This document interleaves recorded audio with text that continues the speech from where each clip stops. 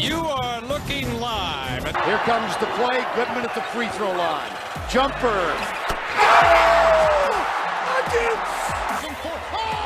He broke his ankles. He is Houdini. Mickey Mantle don't care about you, so why should you care about him? Nobody cares. That's not a good call. No. You don't like that call. I don't like that call. Woo, woo, woo, woo. Not so fast. So, speaking of college, there are a lot of new faces in college football for head coaches already.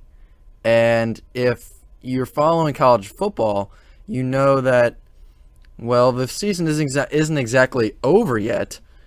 They just announced all the bowl games and the college football playoff and all that good stuff last Sunday, right? And we are already seeing guys move on from schools and going elsewhere, which doesn't make much sense. I'm not quite understanding it. I don't know. I mean, other than money, right? Money makes everything make sense, but I've been confused about it for a while because, like, I've never seen anything like this happen before. You know, I mean, I've been watching college football for at least 10 years, and I've never, at least I don't remember seeing anything like this. And just to throw out a few examples, actually, I messed that up. He used to be the Oregon coach. Lincoln Riley moves on from Oklahoma. Sorry, I can't type here.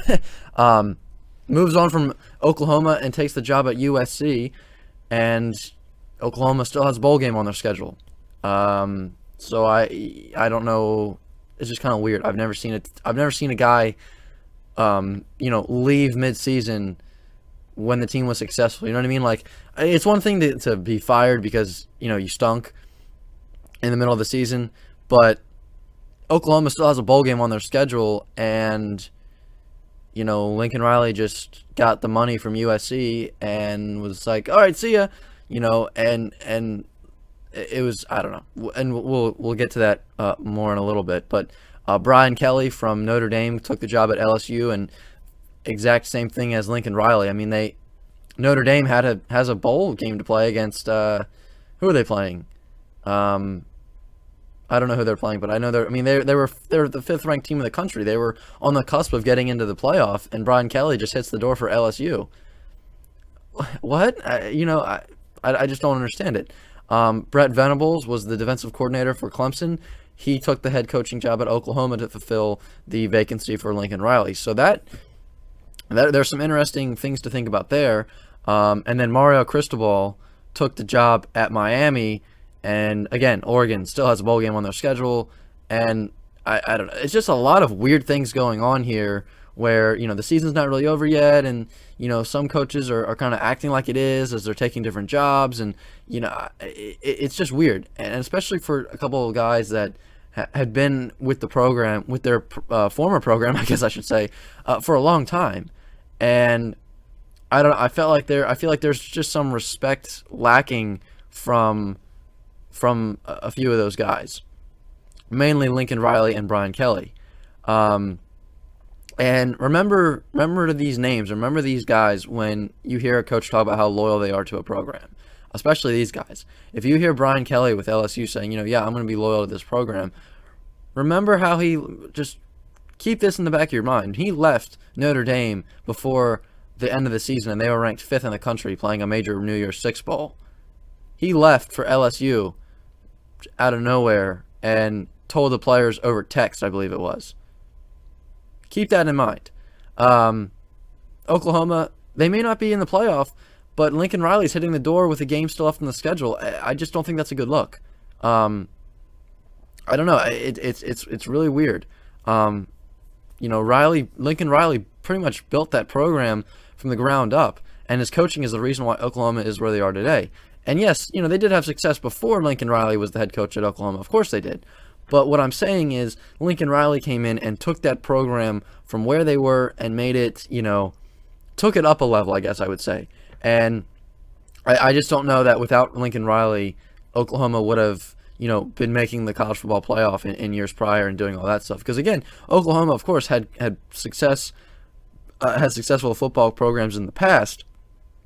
But my point is, Lincoln Riley came in and made them, a real, national contender. Notre Dame, obviously, they were great before Brian Kelley came to town. Notre Dame. I mean, Notre Dame. There's literally a movie about Notre Dame football. That tells you all you need to know. Notre Dame football obviously has always been great, but Brian Kelley came in and continued that tradition of great Notre Dame football. And there comes a certain, I guess I would say, status to being the head coach at Notre Dame. Like, not just any Joe Schmo is getting the head coaching job at Notre Dame. You gotta know your stuff, because it's not just like, it means something to be the head coach of Notre Dame football. It's not just any other football program. It's the one and only Notre Dame, and he kind of, I feel like, jumping ship before a major New Year's Six bowl. I feel like that kind of, to me at least, I feel like he kind of disrespected Notre Dame in that sense.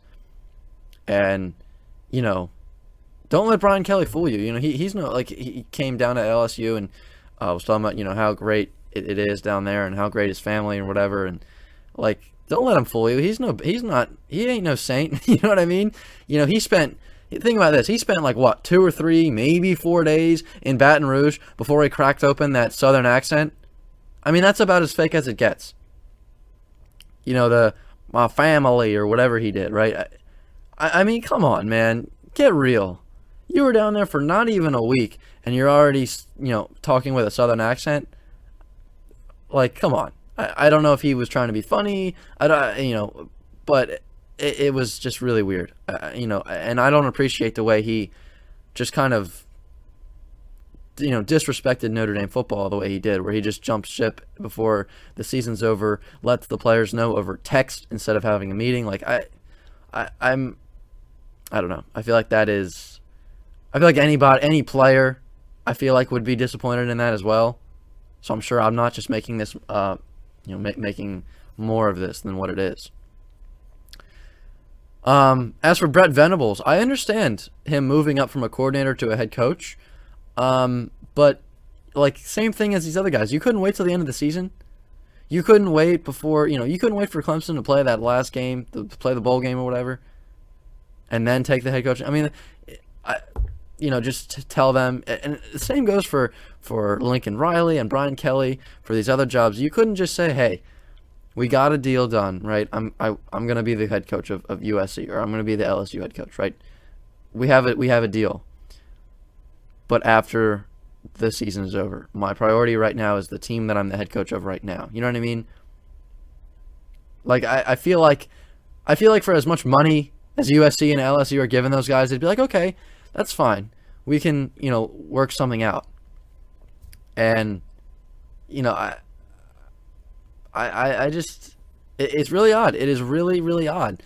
And, but my thing for Brett Venables, back to him, is he, whatever. A coordinator, you lose a coordinator, whatever, right? But Oklahoma, right? He goes to Oklahoma where they just lost Lincoln Riley before the end of the season. So, like, is Brett Venables' first game as an Oklahoma head coach, is it going to be the bowl game? Because what a debut for him, right? I mean, like, most guys open up their season playing, some cupcake, like, I don't know, Rice or Troy, right? But imagine your first game as a head coach is, who are they playing? Arkansas or something? They're playing Oregon. They're playing Oregon. Okay. I mean, yeah, that's a pretty big matchup.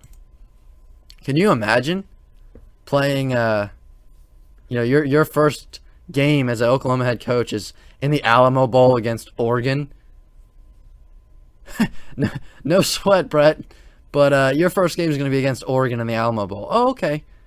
And, I mean, like, this is what I'm saying about, this is kind of going back to Lincoln Riley. Like, he just left Oklahoma in an absolute mess. You know what I mean? After all he's done for that program, he couldn't coach one last game against Oregon in the Alamo Bowl. for everything he's done. It's the least he could do, right, if he's moving on. But now he leaves about, what, 2 weeks before their bowl game. There was rumors that Bob Stoops was going to come back and coach a game for, it's just like, they're just going to let anybody off the street coach. And I understand, his history with Oklahoma. I'm just saying, like, they were looking for pretty much anybody to coach a game. And then they hired Brett Venables. So it's like, I'm wondering, is Brett Venables is that going to be his first game?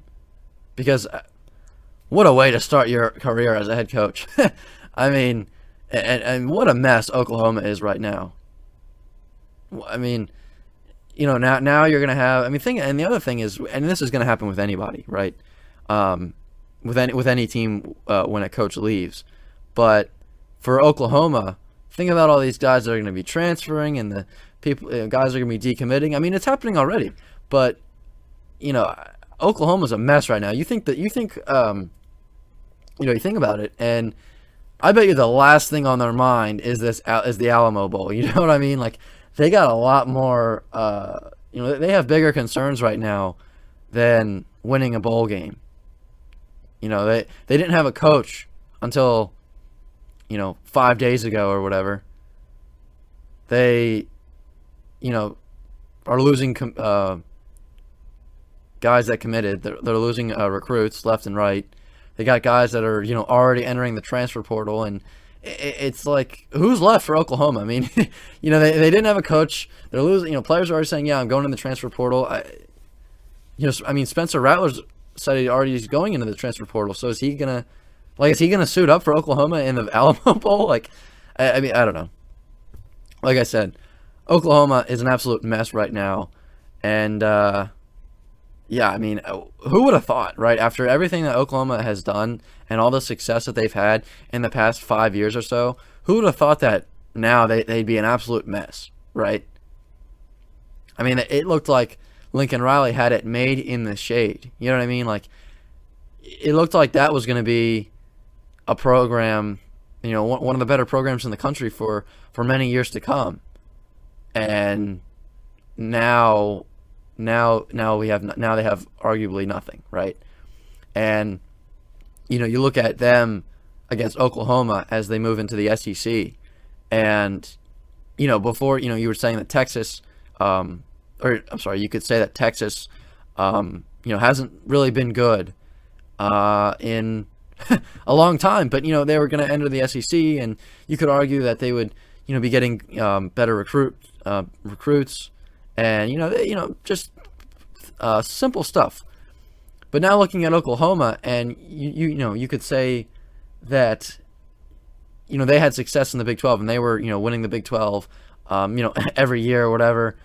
And, that they, we're going to take that success and take it with them as they move into the SEC. And, a lot of people are saying, you look at Oklahoma with what they have, and you look at, them against the SEC teams, and they could arguably compete with SEC teams. You look at them, against Arkansas and Ole Miss, and of course Alabama and Georgia and Auburn and LSU, and you look at those teams and against Oklahoma, and it's like, wow, what great competition we're going to have from years to come. And I mean, wow, how that has changed over the past week. Now you look at Oklahoma, and now you're saying, well, I don't know that they're going to be able to compete with anybody in the SEC right now. Right. And of course, anytime a coach leaves, there's going to be that kind of turnaround period, obviously. But I mean, just it's especially shocking for Oklahoma because they had so much. They had almost like a dynasty going on, and now they're right back to square one, in a sense. And I mean, it's just odd.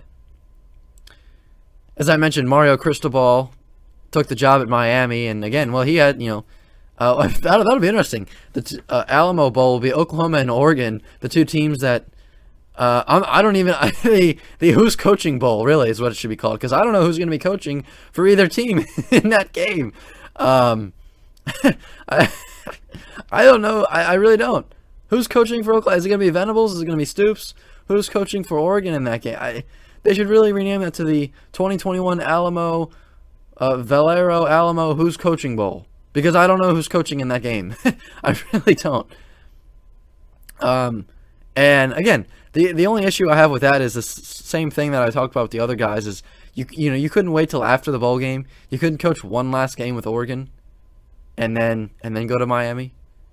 And with this, I kind of have a bigger issue with Miami on this one because Miami was openly looking for a new coach while they still had Manny Diaz under contract. They still had him under contract, and they were openly saying, "Hey, we're looking for a new coach." There were open negotiations between them and Cristobal, among other guys as well. But Cristobal was the main one. Like that just doesn't. It's not a good look for your program for the next guy that comes in. And if I'm Mario Cristobal, I got to be thinking about that. I better have some success here, or else they're going to be looking for a new coach while I'm the coach, right? I mean, they're going to be looking for the next guy while I'm still here, and it's just weird, And it's all about the money, obviously, right? And I mean, I just think that you look at these four guys and you're kind of thinking, well, in the past you've heard them, the three of them, Riley, Kelley, and Venables. And Venables was a coordinator with Oklahoma prior, so I guess that makes sense. But, you heard them all talk about how loyal they are to the program and, how much their program means to them and, they would never leave. And, but at the drop of a hat, once that, multi-million-dollar check comes in, the whole world changes. And, I'm not saying that every coach is bad like this. There are good ones out there, but they are becoming increasingly hard to find because, it's great to hear about how loyal a guy is to the program or whatever, right? But, it all changes when they get a multi-million-dollar check and a contract in the mail for somewhere else. And, again, the whole world changes. They see that and they're like, all right, see ya. Bye. We're out of here. So, I mean, it's just weird. I think you look at those guys and, those are guys that maybe, actually, looking at Brian Kelley, I always had a feeling that he was a bit of a, how should I say this? I always felt that Brian Kelley was a bit of a dirtbag, I guess I'll say.